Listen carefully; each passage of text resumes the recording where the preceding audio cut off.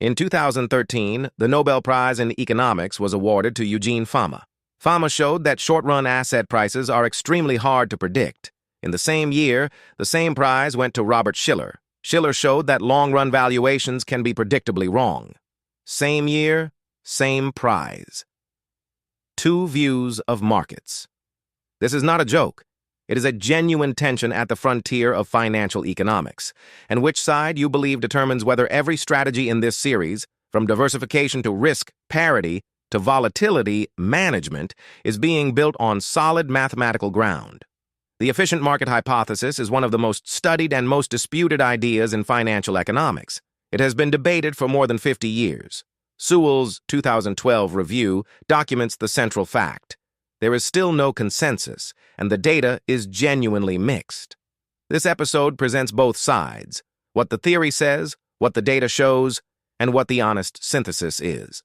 Eugene Fama's 1970 Journal of Finance paper, Efficient Capital Markets, a review of theory and empirical work, defines market efficiency in three forms, based on what information is reflected in prices. Weak form says current prices fully reflect all past trading data, including price, history, and volume. The implication is that technical analysis, meaning charting price patterns to predict future prices, should generate no excess return on a risk-adjusted basis. Semi-strong form says prices reflect all publicly available information. That includes financial statements, news, earnings announcements, and economic data. The implication is that fundamental analysis also generates no sustained excess return because prices already reflect the information used in the analysis. Strong form says prices reflect all information, including private insider information. The implication is extreme. Even insiders should not consistently profit from private information. Strong form is the least supported version, even among many EMH proponents. The core logic is competition and arbitrage. If a predictable pattern exists in prices, say stocks consistently rise on Mondays, rational traders will exploit it. They buy before the rise and sell after it. That buying pressure raises the earlier price and the selling pressure lowers the later price, eliminating the pattern. This mechanism means any exploitable pattern should be arbitraged away nearly as fast as it is discovered. That means price changes should mostly come from new information, and new information is unpredictable by definition. If information were predictable, it would already be priced in. Mathematically, if ST is the stock price at time t, then ST equals ST minus 1, multiplied by e to the mu plus sigma epsilon t. Epsilon t is a random shock representing unpredictable news. Under this model, the best forecast of tomorrow's price is today's price adjusted for drift, not any function of past prices. The practical test is simple. Today's return should not predict tomorrow's return. Return autocorrelation should be close to zero. The empirical record on market efficiency is the most complex part of this episode, and it requires honest treatment. Evidence supporting weak form efficiency comes from studies like Sewell's 2012 review, which found daily and weekly return autocorrelations closest to zero, and described the results as consistent with an efficient market. The weight of post-2000 evidence, where markets have better data and algorithmic arbitrage, generally supports weak form efficiency in developed markets. But the support is not perfect. Small positive autocorrelation at the daily level exists, and emerging markets show clearer violations. Semi-strong efficiency is mixed. The momentum anomaly from Jagadish and Titman in 1993 showed that stocks performing well over the past 3 to 12 months tended to continue outperforming over the next 3 to 12 months. The original gross excess return was economically meaningful, roughly 1% per month in their sample. But critics note that the return declined after publication, momentum has crash risk, and transaction costs consume much of the gross return. Strong form efficiency is rejected. Insider trading studies consistently document excess returns for corporate insiders. So the cleanest evidence map is this. Weak form is largely supported in developed markets, especially after 2000, but some short-term predictability remains. Semi-strong form is practically supported by active manager underperformance, but theoretically challenged by persistent anomalies. Strong form does not hold. That matters because many arguments about EMH are really arguments about which form and which horizon we mean. The practical evidence against active management is severe. SPIVA U.S. year-end 2024 reports that 84.34% of large-cap funds underperformed the S&P 500 over 10 years. Across all domestic equity funds, 89.70% underperformed the S&P Composite 1500 over the same horizon. The shorter horizons are noisy, but as the horizon extends, the underperformance rate rises toward 90%. This is exactly the kind of evidence semi-strong EMH predicts. If public information were easy to exploit, skilled active managers should reliably outperform after fees. In the aggregate, they do not. The result is especially important because SPIVA compares real funds against real benchmarks after survivorship adjustments and fund category definitions. It is not a one-off academic backtest. It is a recurring scorecard of the actual active management industry. This does not prove markets are perfectly efficient, but it does support Fama's practical conclusion. Most investors do not capture persistent excess return after fees, turnover, taxes, and competition. Shiller's Nobel-winning counter-argument is the excess volatility puzzle. In his 1981 American Economic Review paper, Shiller compared actual stock prices with the perfect foresight price implied by realized future dividends.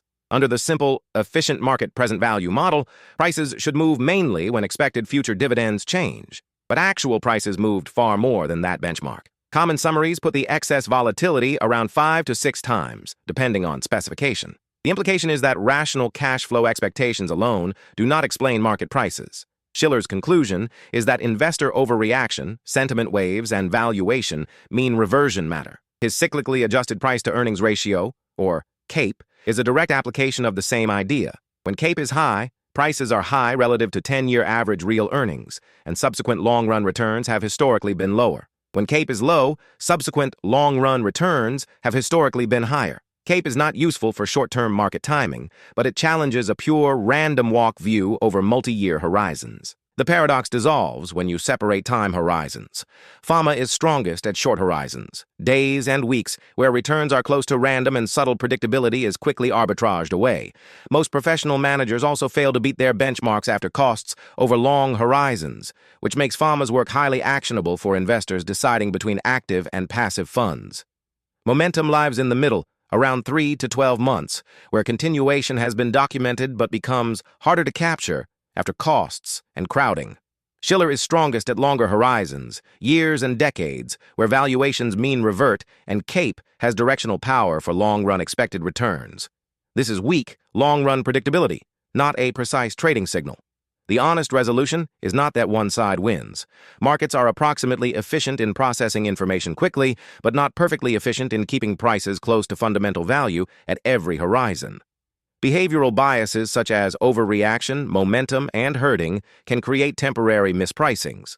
Those mispricings can persist long enough to measure, but they are difficult to trade profitably because timing and costs matter. This debate is not purely academic. It affects every tool in this portfolio construction series. For volatility drag, the random walk model makes sigma squared over 2 the clean drag estimate. If markets mean revert, realized drag may be less severe in steady states. If markets trend, drag may be worse in some periods.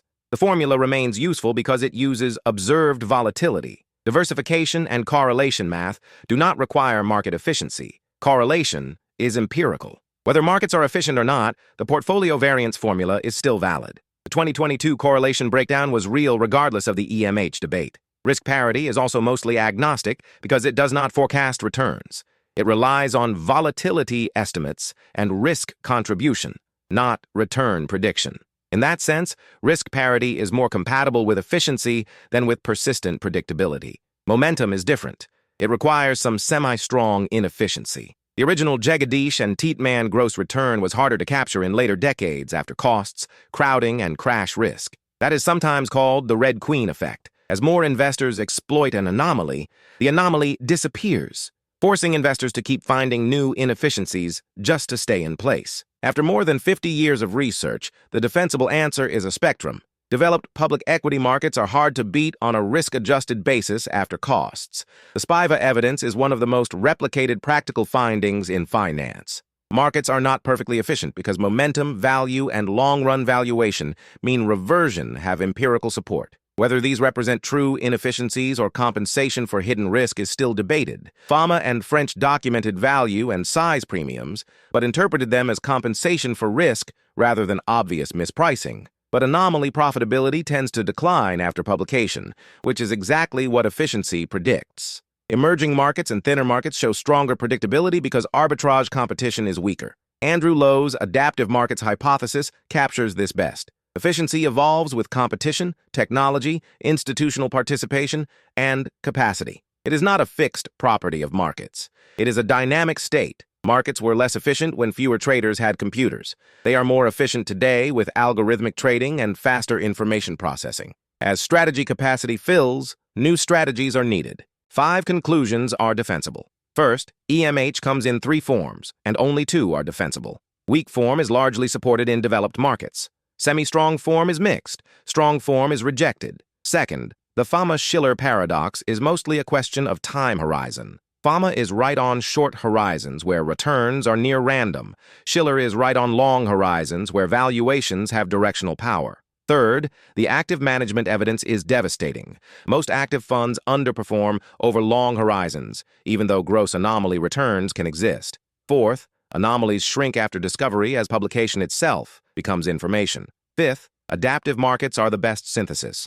Efficiency varies with competition, technology, liquidity, and time. Developed markets tend to be highly efficient, with small anomalies that are difficult and costly to capture. Emerging markets tend to be less efficient, with stronger predictability but higher frictions, lower liquidity, and more implementation risk. For portfolio construction, the lesson is not to assume perfect efficiency. It is to ask which edge is actually tradable after costs, capacity limits, taxes, and drawdowns. Market efficiency is not binary. It is conditional. This 6-episode series has followed one thread: precise math in an approximate world. Volatility is a cost for single assets, an amplified cost for leveraged products, and a possible source of return when uncorrelated assets are rebalanced. Correlation is the engine of diversification. Risk contribution shows why a standard 60-40 portfolio is still equity-dominated. And the efficient market hypothesis tells us when these tools are models of reality and when they are only approximations. The mathematics is powerful, but every formula is a map, not the territory. Understanding both the power and the limits of the model is the core skill of quantitative finance. The purpose of this series was never to make the world look simpler than it is. It was to give you a disciplined way to separate identity from approximation, data from assumption, and elegant formula from real-world implementation. Nothing in this video is financial, investment, or portfolio management advice. The efficient market hypothesis remains an active research area with no final consensus. SPIVA data, momentum data, CAPE, and adaptive markets should be understood as educational evidence, not as endorsements of any strategy. Always conduct independent research and consult a qualified professional before making investment decisions.